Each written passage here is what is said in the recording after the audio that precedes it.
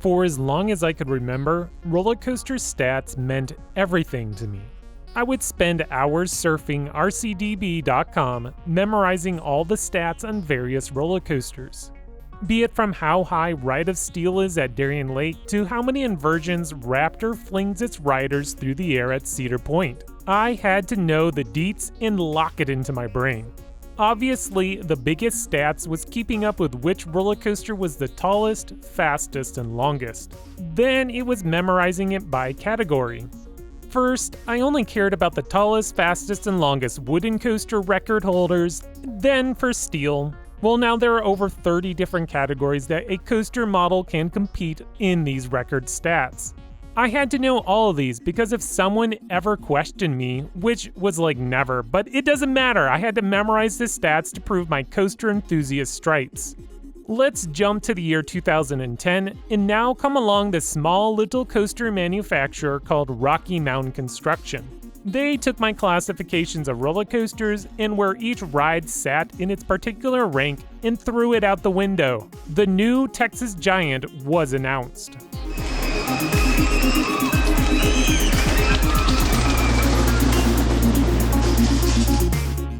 Rocky Mountain Construction, RMC for short, took an aging wooden coaster built by Din Corporation and removed all the track to replace it with new steel rails. RMC calls this type of track their iBox track. Instantly, a new classification of roller coaster was created, the hybrid roller coaster. At first, I was furious that a nobody manufacturer was ripping apart a wooden roller coaster and transforming it into a modern steel coaster. I wasn't accepting this hybrid term because a roller coaster could only be a wood or steel. That's the way it's always been and always will be, so I thought. I watched in horror as this corporation started tearing down other wooden coasters like legendary Rattler, Colossus, Medusa, and Roar. I knew that majority of these wooden coasters had reached the end of their life, but I was terrified that the parks would simply cancel out traditional wooden coasters and build these so-called hybrid coasters. Well, it took me some time to accept these new style of coasters once I realized that it doesn't matter what the coaster is built out of, but how good the ride actually is. The records didn't matter anymore. Once I started to soak in this fact, which I will repeat multiple times in this video, that records don't matter, I could start to appreciate every roller coaster for what it provides and not how great it looks on paper.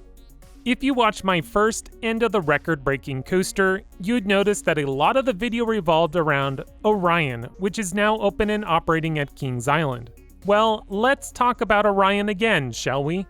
Orion shook the coaster community for a couple reasons. First, it was about the ride's height. Orion stands 287 feet, featuring a 300-foot drop.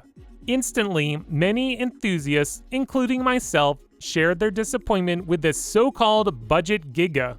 I was expecting a record-breaking Giga coaster that would put Fury 325 to shame. Instead, we got the shortest Giga coaster to date.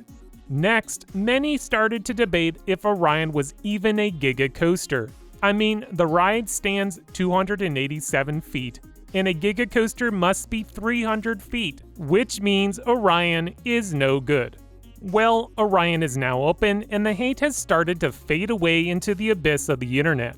The coaster has been getting decent reviews, and I would argue a smashing success for Kings Island. In the end, the park realized that the stats didn't truly matter. It's all about perception and quality. Sure, the PR team continued to play up the fact that Orion is the tallest, fastest, and longest steel coaster at Kings Island, but I don't think that this is what got people through the turnstiles. For coaster enthusiasts, we know that B&M creates solid attractions, especially when looking at their Hyper Giga coaster models.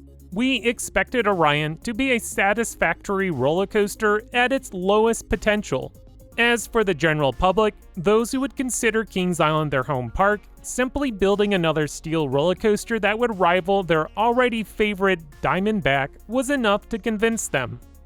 Candymonium was another major roller coaster to open in 2020. The ride breaks practically zero records. It's technically the tallest roller coaster at Hershey Park, But beyond that, the ride's marketability is solely based on rider experience and its connection to candy. I mean, this is Hershey Park after all.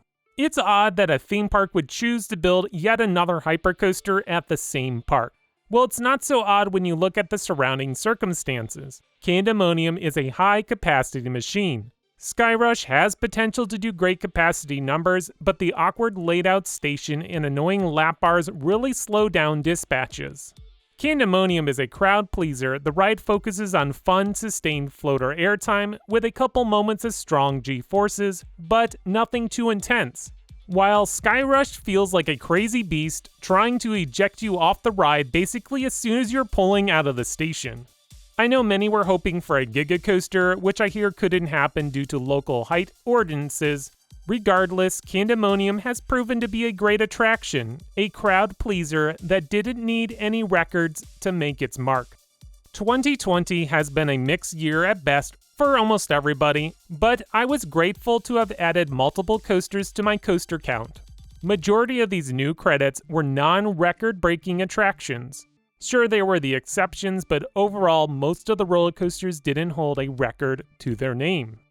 Kentucky Kingdom, located in Louisville, Kentucky, is home to a few outstanding roller coasters. Their roller coasters don't have records to back their credibility, but rely solely on ride experience. Lightning Run, which is a small, compact steel coaster, has modest stats with 2,500 feet of track, max speed of 55 miles an hour, and a height of 100 feet. Most wouldn't think of this little coaster, but they would be sadly mistaken.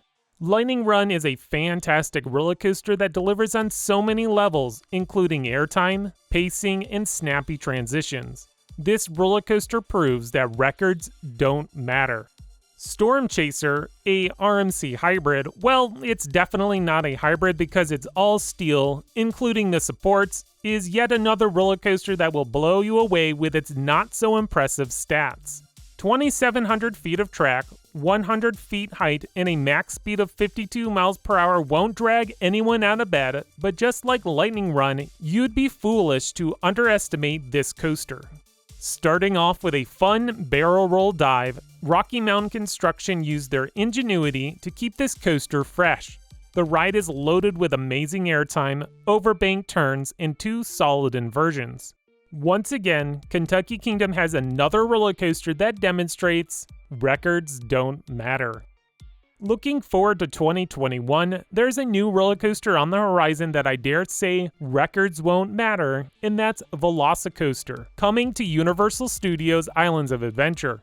This new Blitz coaster by Intamin Amusement Rides has been captivating the entire coaster community. Every day a new photo emerges showing off more of this crazy-looking coaster. The anticipation builds to an even higher level than I had already thought possible. As of right now, there isn't much information available on Velocicoaster, but guessing off the ride animation and the available images, including some of the stats that we know, I can guess that this roller coaster won't be breaking any major records. Pantheon, the 2020 edition now pushed to 2021 for Busch Gardens Williamsburg, is yet another roller coaster that doesn't look to be breaking any major records. Just like Velocicoaster, this ride looks amazing and is currently one of my most anticipated attractions to ride in 2021. Okay, so to the title of this video, End of Record-Breaking Roller Coasters. Do these non-record-breaking attractions prove that statement to be true? I mean, I'm sure we'll see more roller coasters that will smash records, toppling Kingda Ka's reign, or putting Beast out to pasture. It's bound to happen because we all want innovation. Now, with that said, I think we have reached the end of the coaster wars as it once was called. Theme parks, amusement parks are looking beyond simple ride stats to entice their guests, and instead are focusing on solid thrill attractions that deliver on many levels. Velocicoaster will feature some insane theming, and Pantheon will wow its guests with its crazy layout. Smaller amusement parks are getting our attention by building unique roller coasters like Lightning Run and Storm Chaser.